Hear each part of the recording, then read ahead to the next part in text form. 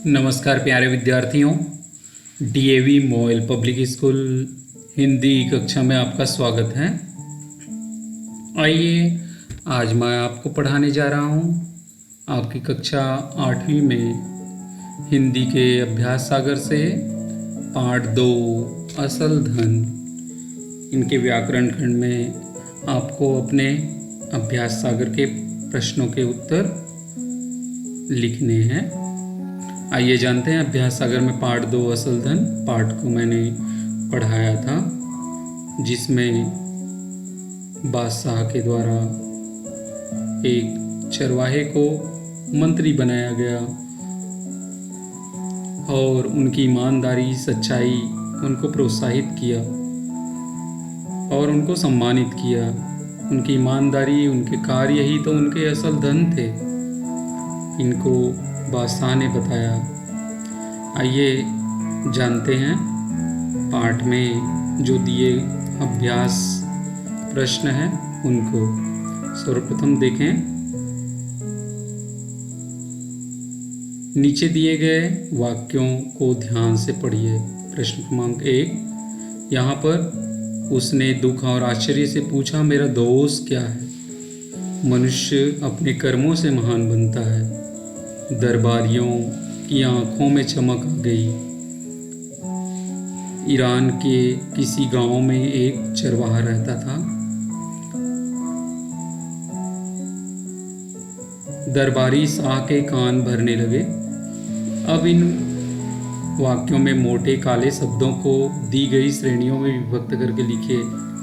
जैसा कि आप देख रहे हैं वाक्य में दुख, आश्चर्य, दोष, कर्मों, आँखों, गांव और कान, ये मोटे शब्दों में लिखे गए हैं। इसमें आपको तत्सम शब्द और तद्भव शब्द ढूंढकर लिखना है या अलग करके लिखना है।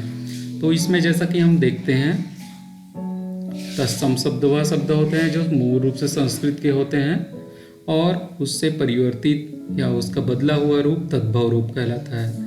तो यहाँ पर देखिए, जैसा कि हम देखते हैं, ये जो कर्म है वह तत्सम शब्द के अंतर्गत आएगा।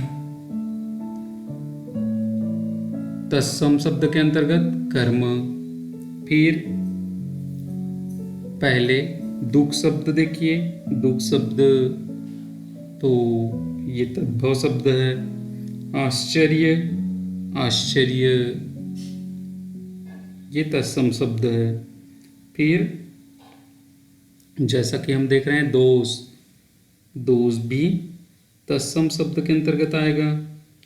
दुख, दुख जैसे यहाँ पे दिख रहा है दुख शब्द, ये हमने आपको बताया कि तद्भव शब्द के अंतर्गत आएगा। फिर आँखों, आँखों चक्षु शब्द का परिवर्तित रूप है, तो इस कारण से ये तद्भव शब्द के अंतर्गत आएंगे। फिर कान, कर्ण का कान रूप में परिवर्तित हो गया, इसलिए तद्भव के अंतर्गत आएगा। और ग्राम का गांव, तो ये तद्भव के अंतर्गत आएगा। अब देखते हैं दूसरा प्रश्न। निम्नलिखित शब्द समूहों में तत्सम शब्द पर घेरा लगाना है। तो ऐसे शब्द जो संस्कृत से लिए गए शब्द हैं उन पर घेर लगाना है। तो मयूर, मैना, बुलबुल, कौवा, तो इसमें मैना, बुलबुल और कौवा नहीं है, इसमें मयूर है, तो ये आपके तत्सम शब्द हुए। फिर रात, जिव्या, जिव्या को जीव कहते हैं। आग, चांद, चंद्र, आग का अग्नि, रात का रात्रि, ये इनके तत्सम शब्द होंगे, मगर इसमें नहीं है। जिव्या शब्द तत्सम शब्द है। फिर काम, पैर, हाथ और सूर्य, तो यहाँ पर सूर्य तत्सम शब्द के रूप में प्रयुक्त है। ऐसे ही तद्भव शब्द देखते हैं। तद्भव शब्द देखिए, यहाँ पर काठ, स्थान, गुण, दोष, यहाँ पर तद्भव शब्द हुए काठ। काठ का तत्सम रूप होता है काष्ठ, काष्ठ अर्थात लकड़ी। अब यहाँ पर ये दही, दही का तत्सम रूप होगा दधी। हम यहाँ पर तद्भव शब्द चुन रहे हैं। क्रोध, यहाँ पर तद्भव शब्द है। अगला प्रश्न देखेंगे। तत्सम शब्दों का मिलान खंड में दिए गए उनके तद्भव रूपों से कीजिए। अब आपको पता चल जाएगा कि उसी शब्द के तत्सम और तद्भव रूप कैसे होते हैं। तो अश्रु, अश्रु को हम कहते हैं आंसू। क्षेत्र, क्षेत्र का होता है खेत।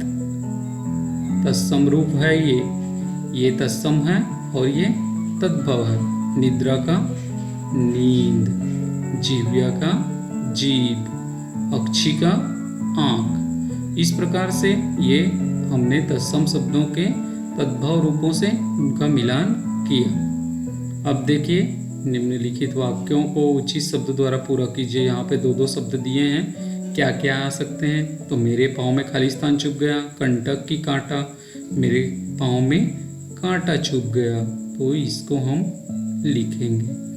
पेड़ के खाली स्थान गिर गए, पत्र की पत्ते, पत्ते गिर गए।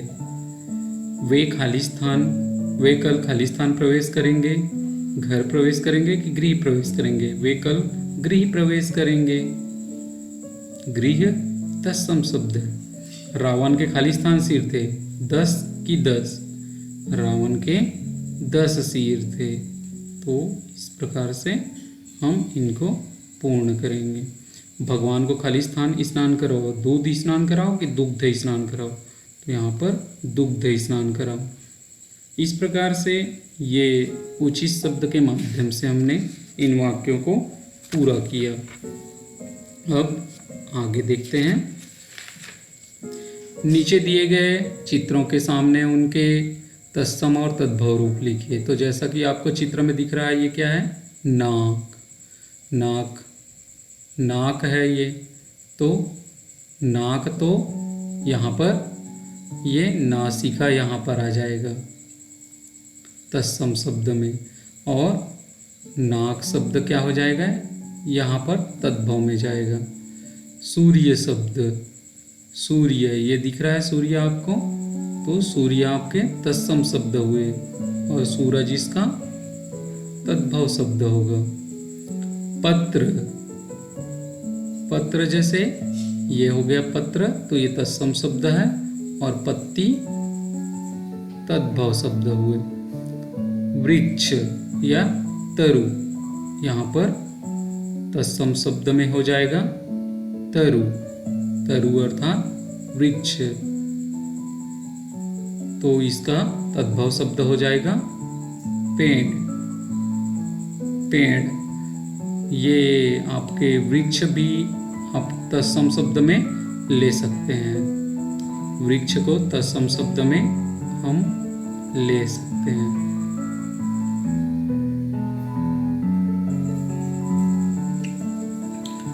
मोर, तो मयूर, मयूर हो गया आपका तत्सम शब्द और मोर हो गया आपका तद्भव शब्द। इस प्रकार से हम इसको उल्टा कर लिख दिए पूरे।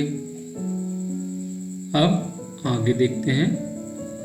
नीचे स्तंभ क में विराम चिन्ह दिए हैं और ख में उनके नाम दिए हैं। रेखा खींचकर इन विराम चिन्हों को उनके साथ मिलाना है।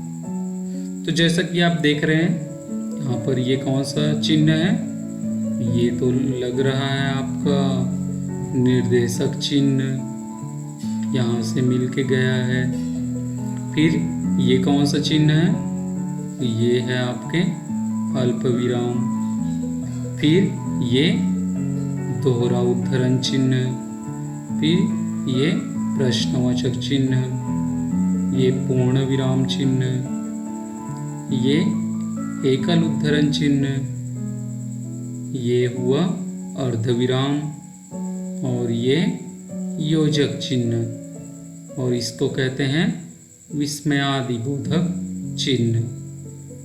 इस प्रकार से ये विराम चिन्हों को हमने मिला दिया। आशा करता हूँ कि आपको ये बहुत अच्छे से समझ आ रहा है। इसके अगले प्रश्न को हम आगे देखते हैं।